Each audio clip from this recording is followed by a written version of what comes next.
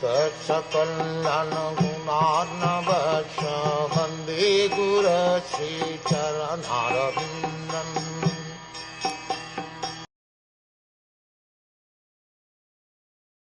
O Sutta Goswami, you are a learned and pure devotee of the Lord, because the personality of Godhead is your chief object of service. Therefore, please describe to us the pastimes of the Lord, which are above all material conception, for we are anxious to receive such messages. The speaker on the transcendental activities of the Lord should have only one object of worship and service, Lord Krishna, the Supreme Personality of Godhead. And the audience for such topics should be anxious to hear about him.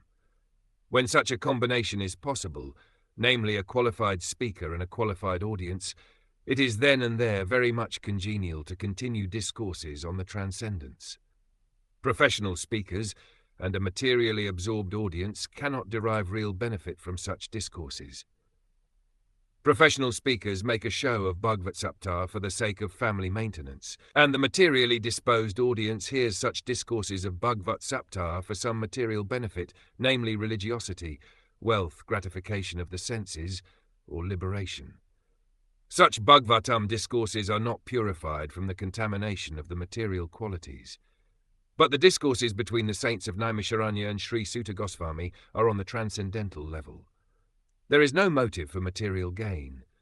In such discourses, unlimited transcendental pleasure is relished both by the audience and by the speaker, and therefore they can continue the topics for many thousands of years. Now Bhagavad Saptas are held for 7 days only, and after finishing the show, both the audience and the speaker become engaged in material activities as usual. They can do so because the speaker is not Bhagavat Padan, and the audience is not Shushrushatam, as explained above.